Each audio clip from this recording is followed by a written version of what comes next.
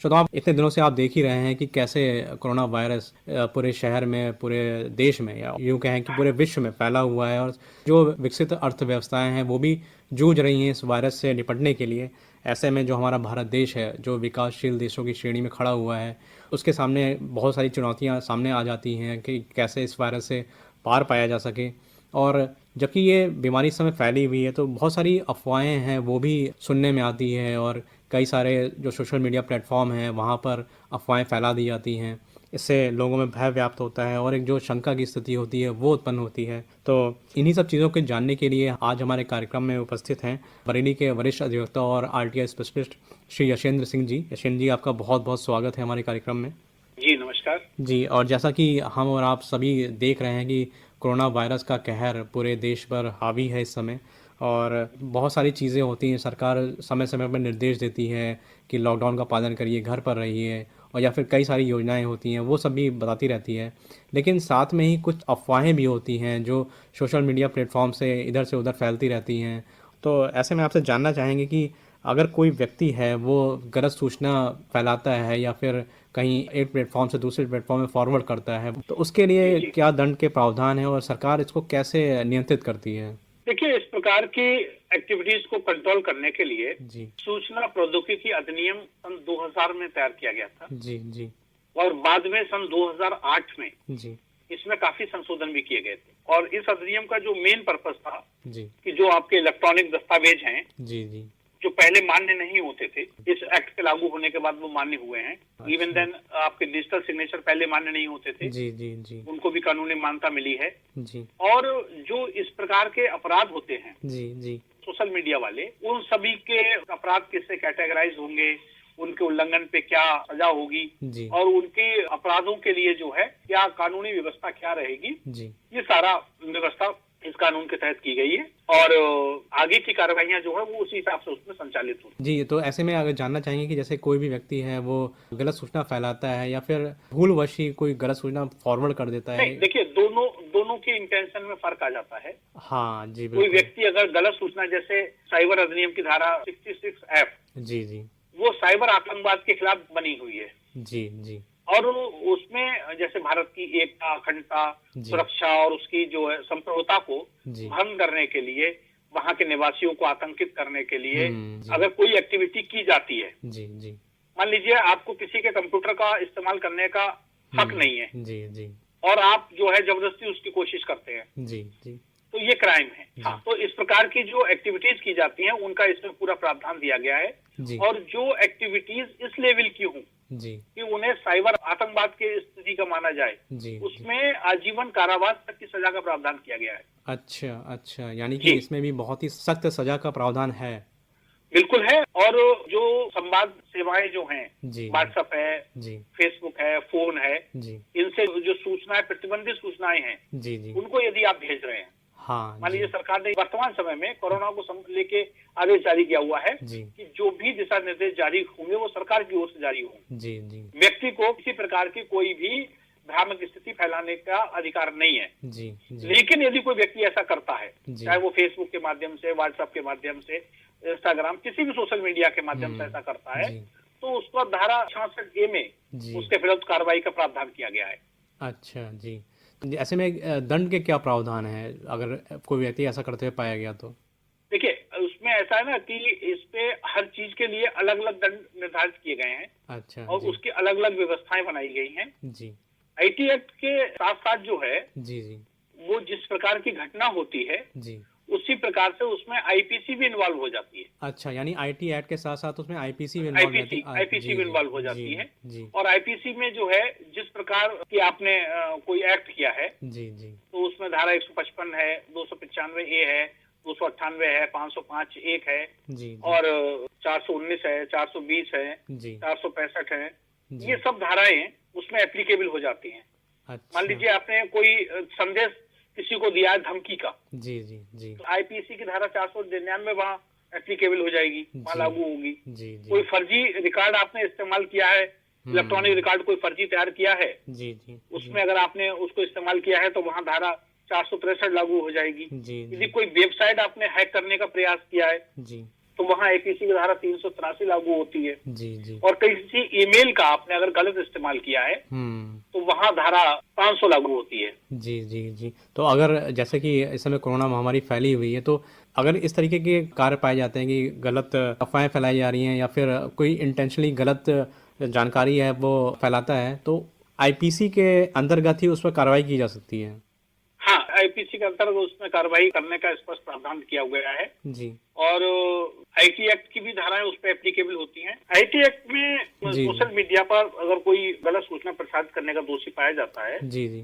तो उसे 3 साल की सजा का प्रावधान किया गया है। अच्छा अच्छा। जी हाँ जी हाँ, और 5 लाख रुपए तक का जुर्माना जी जी उसको देना होगा जी यदि उसका किया हुआ कोई कृत्य जी जी आतंकवाद की श्रेणी में आता है। जी जी। तो जो साइबर आतंकवाद की श्रेणी में आएगा जी। तो वहां पर जो है आजीवन कारावास आजीवन सजा का कारावास है। प्रावधान। जी, थोड़ा सा आपसे ये भी जानना चाहेंगे कि जो ये आईटी एक्ट है, इसमें किस रैंक का जो अधिकारी है वो कार्रवाई कर सकता है? जो स्पेशल एक्ट जितने भी बने हैं जी जी उन सभी में जो है वो इंस्पेक्टर या इंस्पेक्टर रैंक से ऊपर के पुलिस अधिकारी को जी जांच के लिए नॉमिनेट किया गया है। जी जी जी उन्हीं को अधिकार दिया गया है। उसका जो मूल कारण है जी। वो ये है कि जांच प्रभावी ढंग से हो और बराबर। निष्पक्ष हो, जी जी बिल्कुल। ताकि जो है उस हिसाब से आगे की कार्रवाई सुनिश्चित की जा सके। जी जी और आईटी एक्ट के जितने भी मुकदमे दर्ज होते हैं जी जी। आप ये मान के चलिए कि उन मुकदमों के साथ में आईपीसी और सीआरपीसी की धाराएं भी इन्वॉल्व होती हैं। इन्वॉल्व रहती हैं। जी जी, सभी धाराओं को एक साथ जोड़ के जी जी उन अपराधों का आकलन करके जी और उनसे संबंधित साक्ष्य जुटा के जी और विवेचनाधिकारी अपनी चार्जशीट न्यायालय में प्रस्तुत करते हैं जी और न्यायालय उनका जो है वो जी। सुनवाई करके और दंड की कार्रवाई प्रारंभ करता है। जी जी। तो ये जो है वो अकेले आईटी एक्ट IT में धाराएं जी। कार्रवाई नहीं होती है, जी, बल्कि जी। कुछ धाराएं आईपीसी और सीआरपीसी की भी इन्वॉल्व हो जाती है। जी, थोड़ा सा आपसे यहाँ पे ये भी जानना चाहेंगे कि अगर कोई भूलवश या फिर कोई अनजाने में, क्योंकि कई बार ऐसा होता है कि जैसे मान लीजिए मेरे पास ही कोई व्हाट्सएप से पोस्ट आया और मैं नहीं जानता हूँ कि वो गलत है या नहीं है, और मैंने अनजाने में ही किसी और को फॉरवर्ड कर दिया, तो ये भी क्या दंडनीय अपराध माना जाएगा?